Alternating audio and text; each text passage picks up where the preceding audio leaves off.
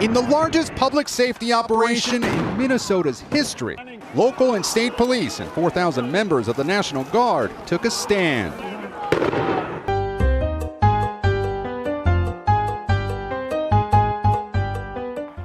안녕하세요. 칼라TV입니다. 저희 영상 찾아와 주신 여러분 평안하신지요? 그리고 건강하신지 모르겠습니다. 진작에 영상을 올렸어야 되는데 너무 경황이 없었습니다. 변명인데 아무튼 양해해 주시기 바랍니다. 백인 경찰의 무릎에 목이 짓눌려서 사망한 조지 플로이드 사건으로 미국 전역은 유혈 폭력 시위 사태로 코로나 바이러스와 더불어서 이중고를 겪고 있습니다. 이 뉴스나 영상은 다 보셨을 테니까 여기서까지 언급하지는 않겠습니다.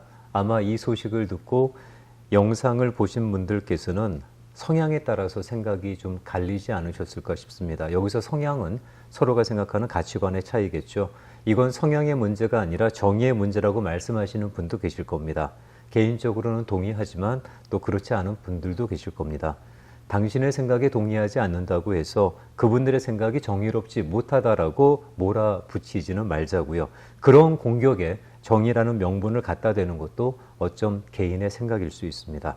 제가 조금 말을 좀 어렵게 했죠.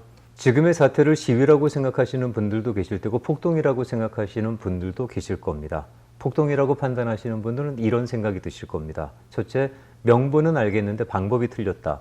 폭력적인 방법으로는 명분도 얻을 수 없다고 말이죠. 그리고 두 번째가 한 명의 경관과 한 명의 시민 사이에서 벌어진 사건이 왜 집단의 분쟁과 차별로 확장되는지 이해를 못하겠다. 어느 지역에 속한 사람이 죽으면 그 지역구 사람들이 들고 일어난 것도 아닌데 왜 저렇게 집단 구도로 몰아가는지 모르겠다라고 생각하실 수도 있을 겁니다. 더러 과격한 생각도 하실 수 있을 겁니다. 저건 시위가 아니라 폭동이고 작정들을 하고 약탈을 한다고 말이죠. 그리고 왜 저 친구들은 저런 상황에서 스스로 자정하고 조절이 안 되는 걸까라는 생각도 드실 겁니다. 이 사태를 정당한 시위라고 판단하시는 분들은 또 이런 생각을 하실 겁니다. 이건 흑인만의 문제가 아니다. 이건 인권의 문제고 정의의 문제라고 말이죠.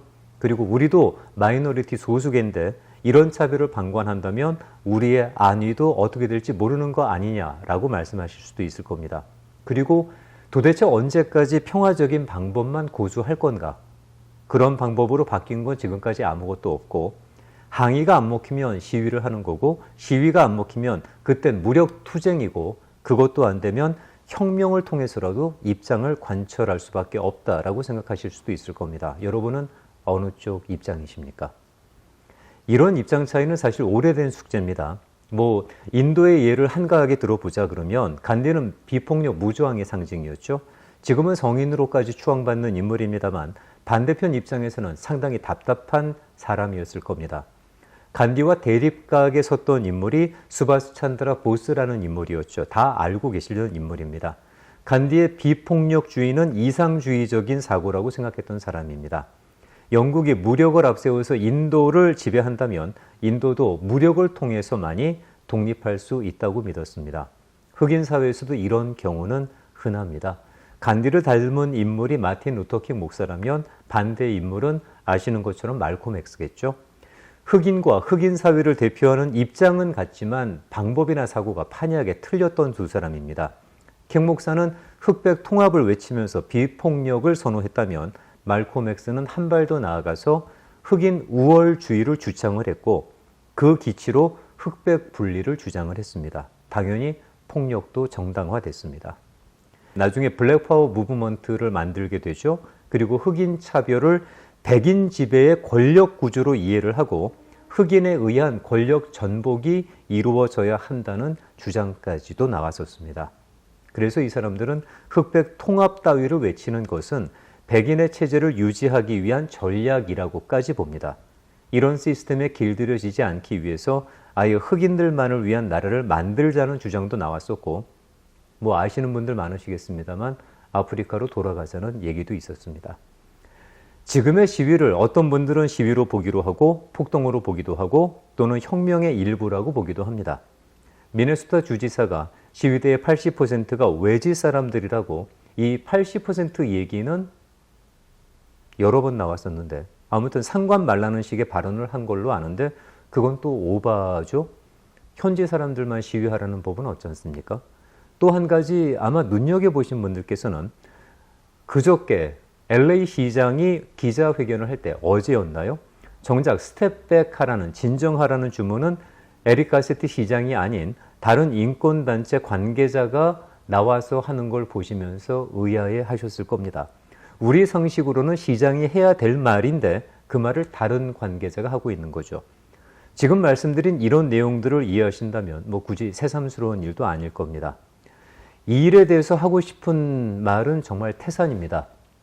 하지만 제가 드리는 것보다 이왕이면 전문가의 견해를 말씀드리는 것이 좀 더 공감대를 형성할 수 있을 것 같아서 제가 개인적으로 진행하고 있는 라디오 프로그램에서 내일은 UC 리버사이드의 인종학과 교수로 계시는 장태한 교수와 전화 연결로 말씀을 나누게 됩니다. 장태한 교수라는 분을 아마 1992년 폭동을 겪지 않으신 분들께서는 조금 생소한 이름이라고 생각하실 수도 있겠습니다만 그 당시에 한국 갈등의 그 해결을 위해서 그리고 우리가 다른 커뮤니티를 어떻게 이해를 해야 되는지 그 부분에 대해서 헌신적으로 일선에 나서서 활동을 하셨던 분입니다. 2020년인 지금 28년 만에 그분의 전화번호를 찾아서 연락을 다시 드리게 될 줄은 몰랐습니다. 내일 그분과의 내용을 AM1540 라디오 코리아를 통해서 오전 10시에 생방송으로 인터뷰로 전해드리게 됩니다. 이 영상을 그 전에 미리 보시는 분들께서는 내일 꼭 그 방송 생방송으로 본방 사수해 주시면 고맙겠습니다.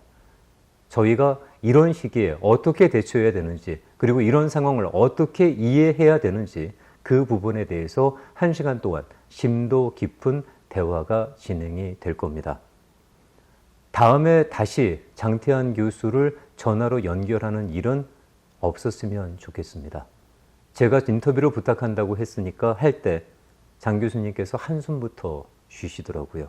다시는 그런 한숨은 안 나왔으면 좋겠습니다.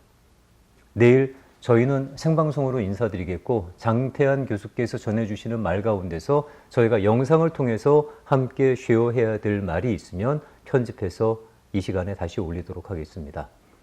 어려운 시기를 지나고 있습니다. 건강하시고 평안하시고 무엇보다 이번 시위로 인해서 한인 여러분들께서 다른 피해는 없기를 간절히 바랍니다. 고맙습니다. 여기서 마무리하겠습니다.